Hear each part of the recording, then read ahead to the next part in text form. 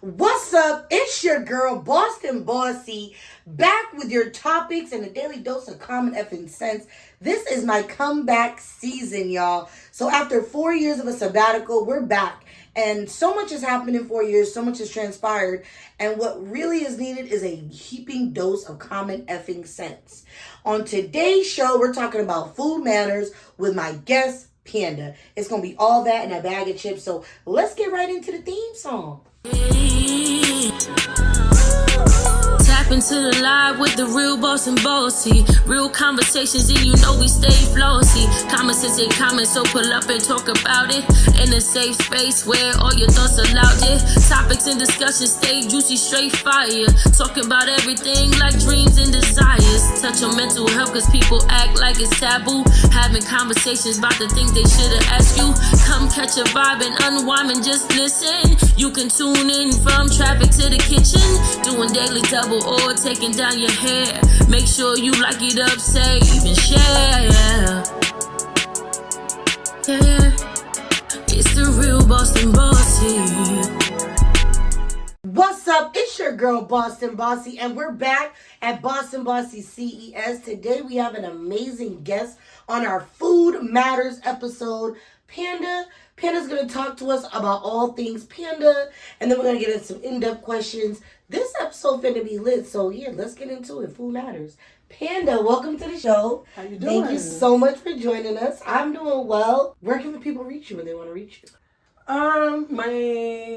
My email is brendalt365@gmail.com. Also, you can find me on Instagram at PandaLT1. Tell us a little bit about Panda, of course, specifically because it's Food Matters, Panda the chef. But yeah, tell us about all things Panda. All things Panda. That's a lot. Let's start with, currently I am head chef at Skirt Steak NYC on 29th and 6th Avenue in the city by Herald Square on 34th Street.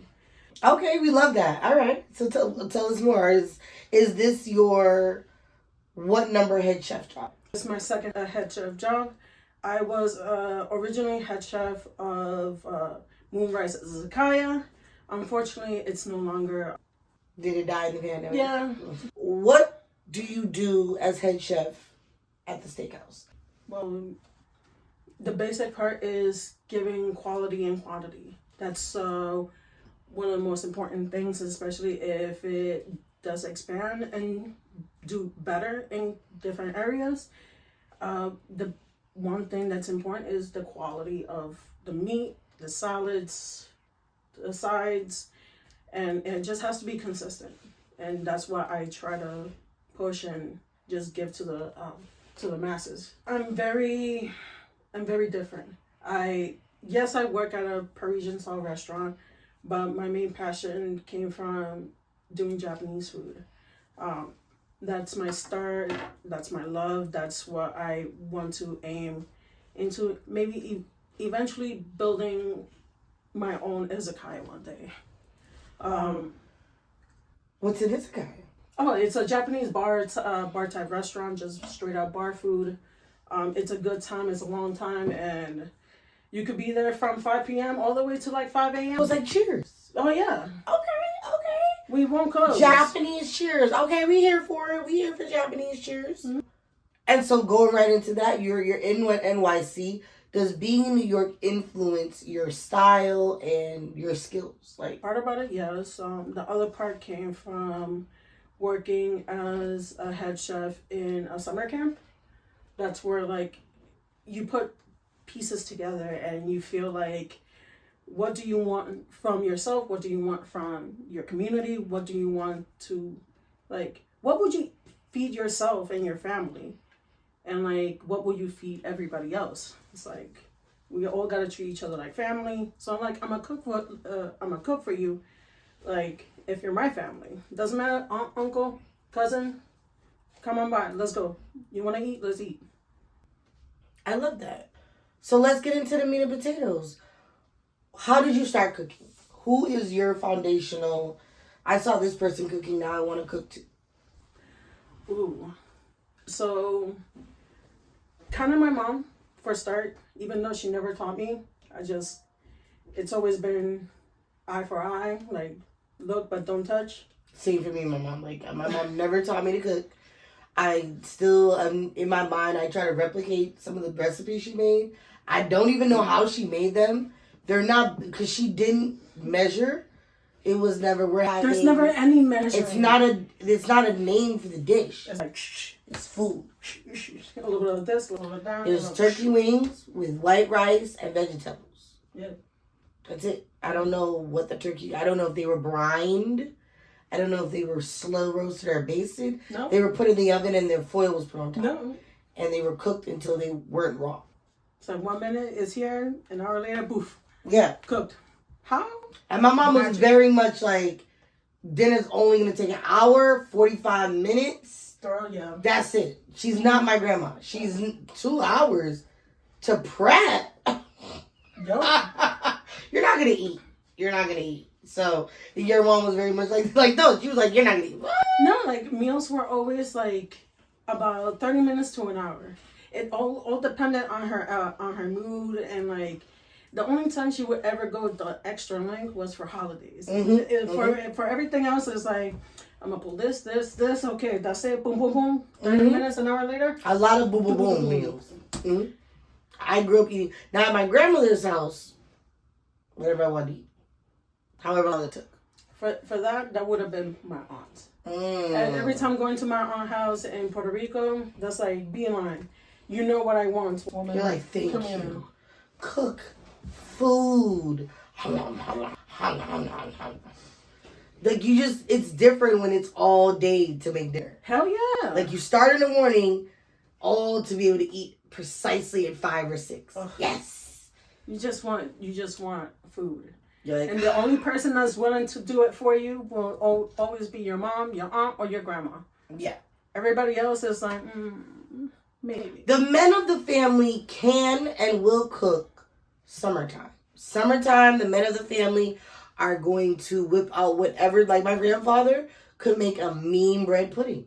His mom, they were from Martinique. So his mom is French, and she taught him how to make bread pudding. Mm-hmm. With the ends and the backs of the breads, and, heavy, not heavy cream, sweet milk, condensed milk, and, cinnamon and nutmeg, and put it all together and bake it off. I remember watching Chop being like, why don't you make bread pudding? Why don't you make bread pudding? That's what I would have made with bread in a can. I'd have made bread pudding.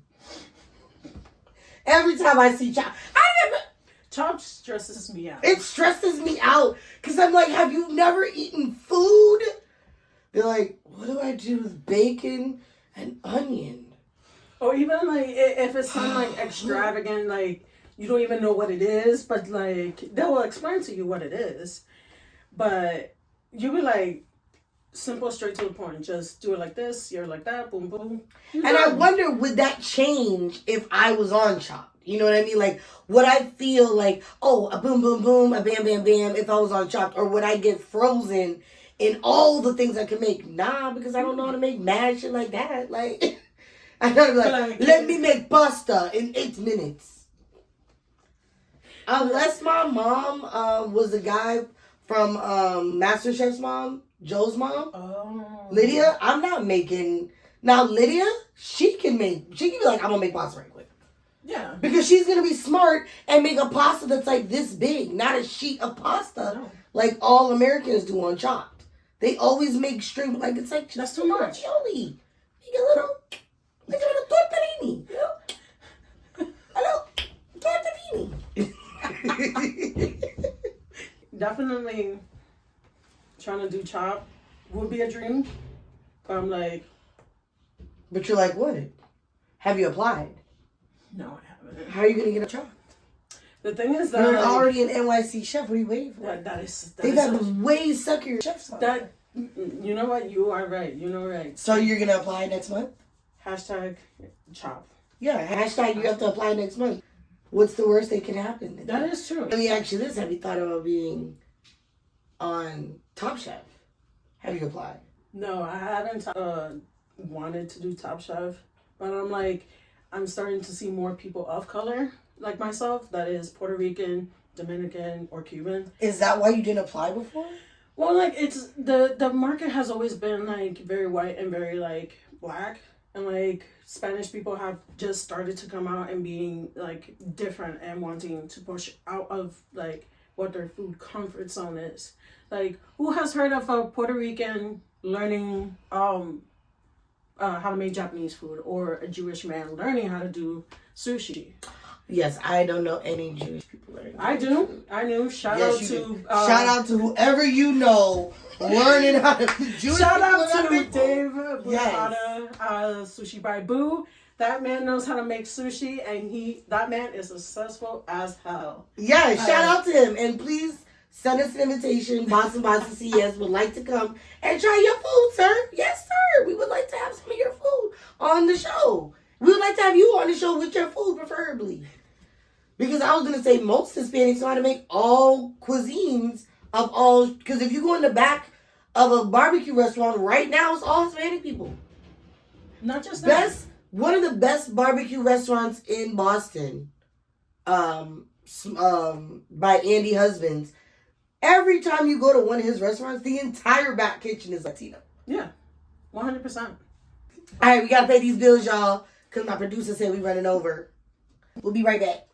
Y'all come with me to Nubian Markets on Washington Street in Roxbury. The first thing I got was some citrus, and you already know, for real. This is a black-owned grocery store. If you're walking through Nubian Markets, you see these little signs telling you that you're buying black. I grabbed me some Wake Robin kimchi and some tofu food. Then I turned to the dairy section and got me some buttery butter, baby. Slowly but surely, I entered my home, the Cannon Spice. I got me some Louisa Sassoon and some mustard seed, because I got the faith of one, baby. Re-hit the produce section for some nanners and garlic, because you know, y'all, I forgot. Y'all, look behind me. Y'all, they got a grab-and-go section with savory snacks and seeds, and if you go a little bit further, you're going to see some dessert. Nubian Markets. Now, surprise, they got a cafe and a halal butchery. I had to check out because I was about to pick out. Cook look good. Check them out. What's up? I'm Bostonbossy. I'm a brand developer. I am a serial entrepreneur. I'm a live streamer. If there's a way that I can make money and make people's lives better, then I'm probably into it. And I want you to be into it. So if you want to stay into it with me, hit me up on IG at BostonBossy_. That's BostonBossy_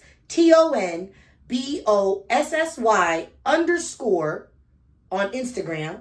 So if you want to get in contact with me either on my live streaming side or everything else, you can hit me up on IG or on Bigo Live. And as always, all things Boston Bossy can be found at my linktree at linktr.ee/BostonBossy MM.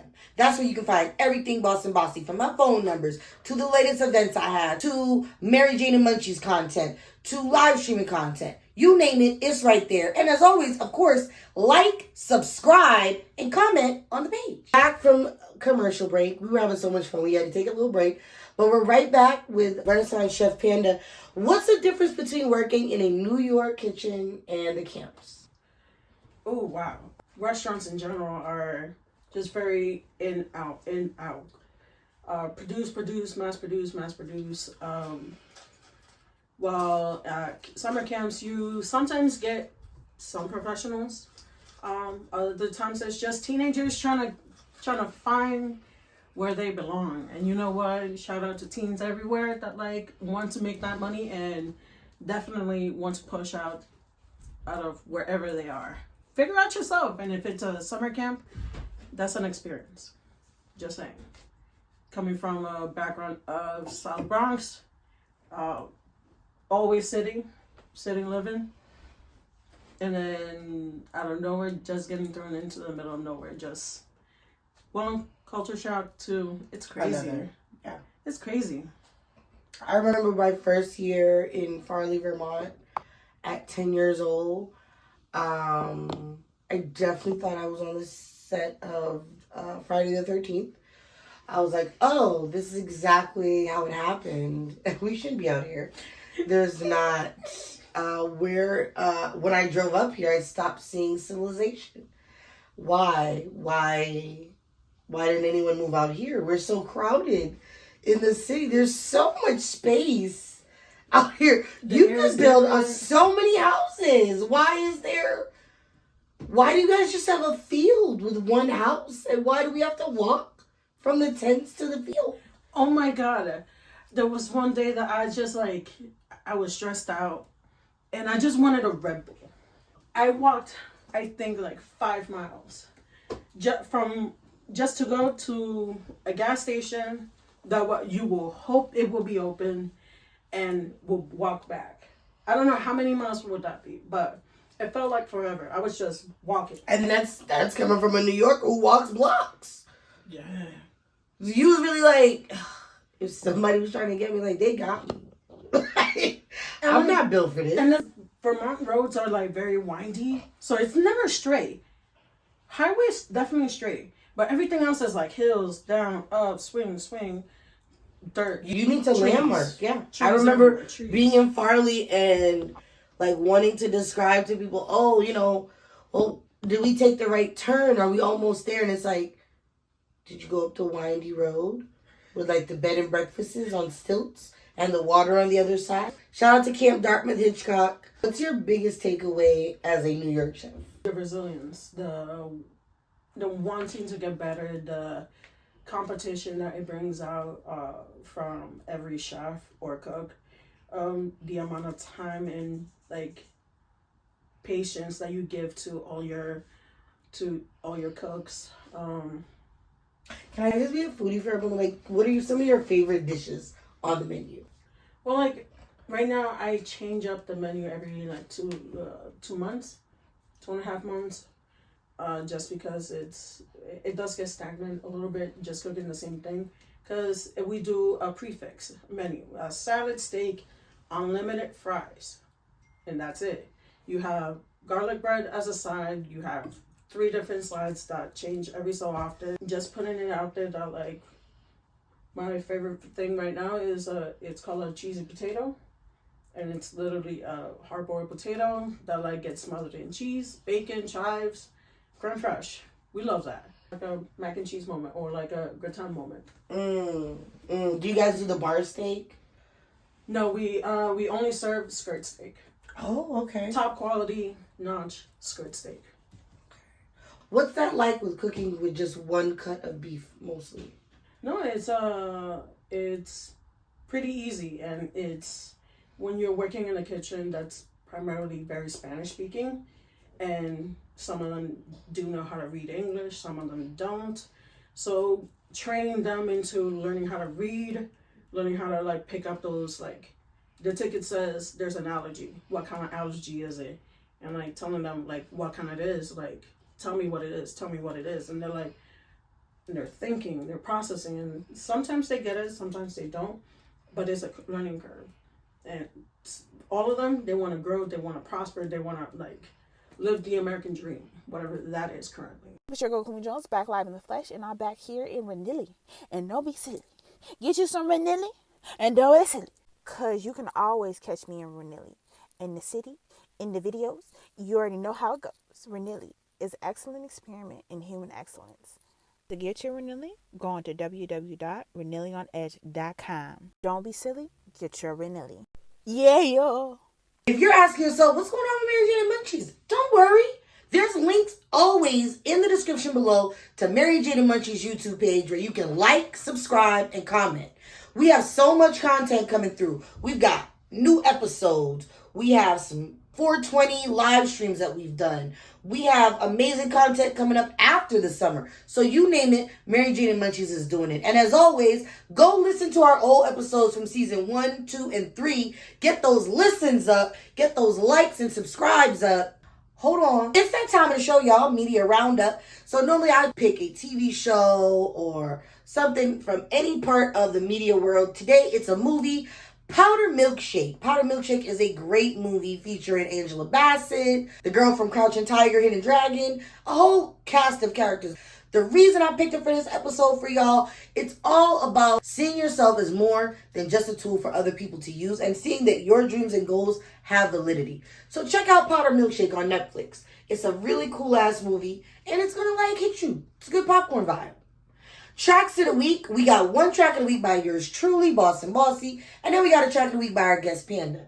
Our guest Panda chose Housewife by Queen Herbie, streaming on all popular streaming platforms and unpopular ones as well. And I chose Wasteland by Cherry off the Other Side album. I really love this Wasteland album. It gives you this kind of Mad Max Furiosa vibe as such. But R&B style.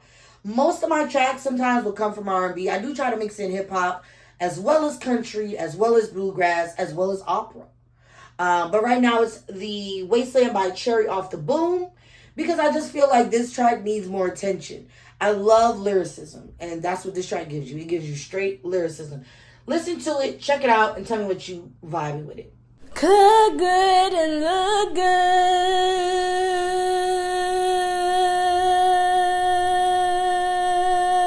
Lastly, and this is like kind of a question I guess I'll answer for Boston as well. Does food still matter in NYC? It will always. What does, like, a city will always run, but food is what maintains it. Okay. I 100% would agree. I mean, I would say in Boston, we're having a bit of a stagnation in our food scene, only because we are a seafood city. And seafood boils finally hit us. They exploded. We loved them. But then we are still a New England town. And so we're like, all right, that was fun for like a couple of seasons, like overly spiced seafood. But now what?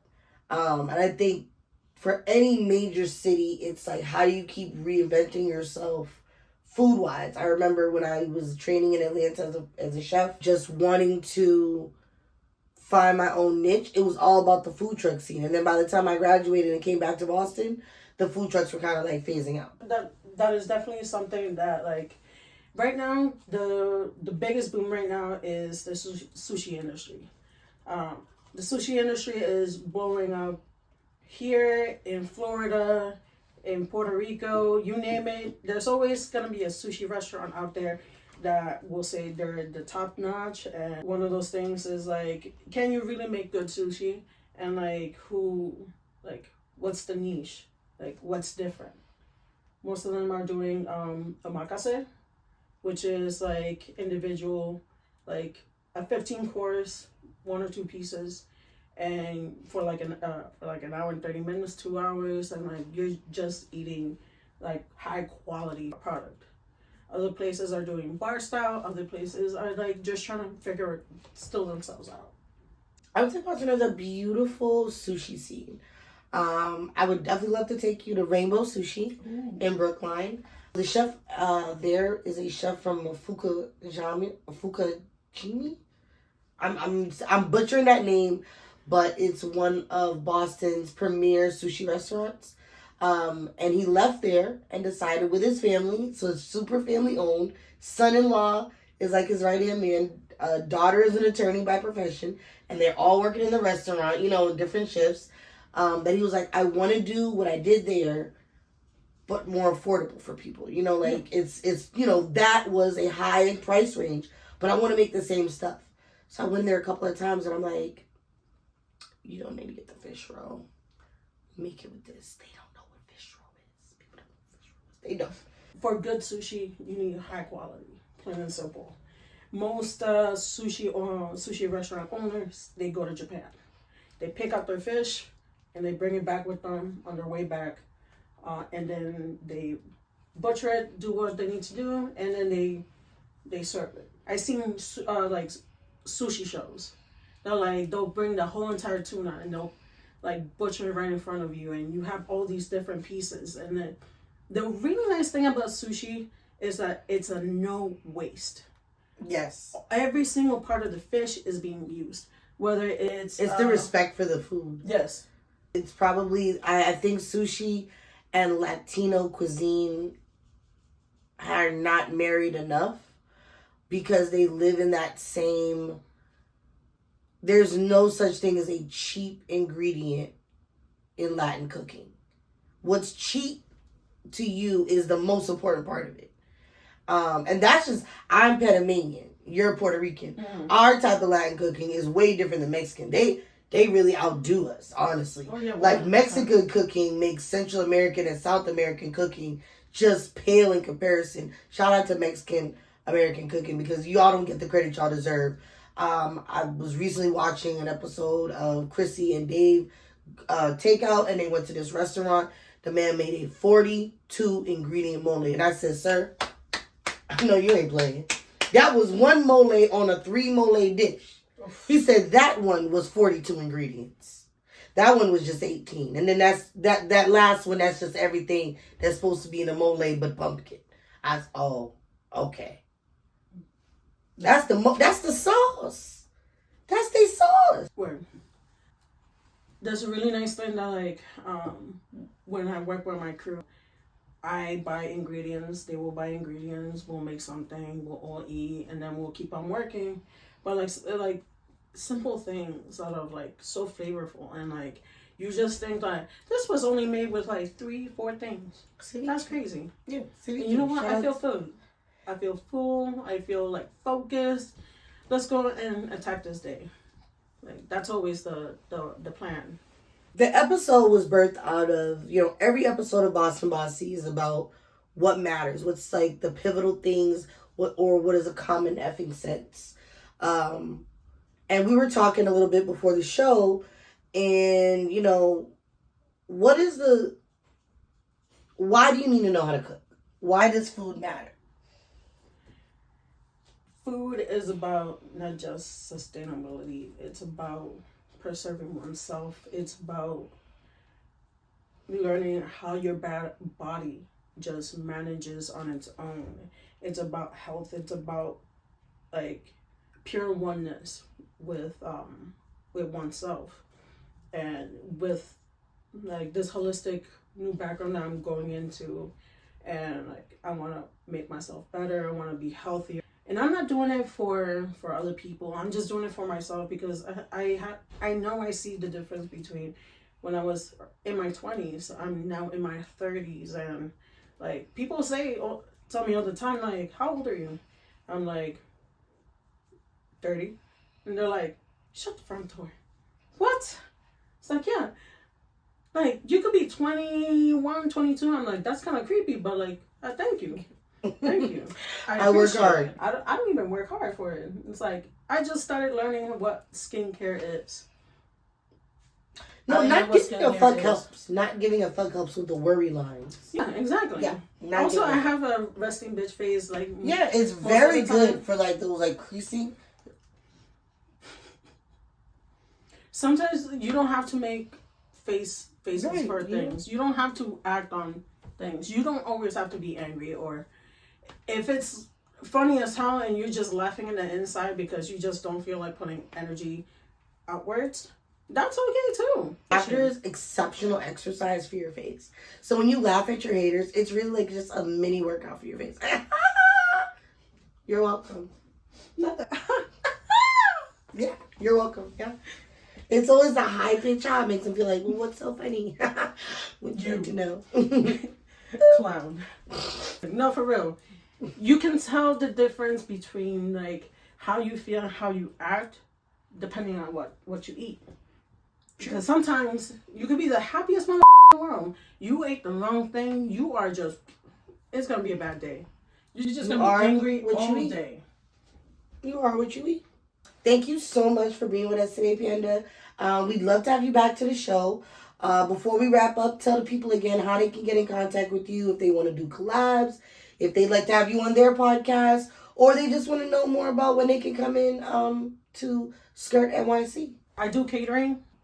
You can reach me on BrendaLT365@gmail.com, or DM me at Instagram. The link will be somewhere in the bottom. But if you want to talk and chill, but like, talk. We'll figure it out. I'm a good time, and I'm here for a long time. And as always, I'm your girl, BostonBossy. This has been a lit conversation. We got more coming up. You know how you all catch me. BostonBossy on everything. BostonBossy. Bye. It's the real BostonBossy. Oh yeah.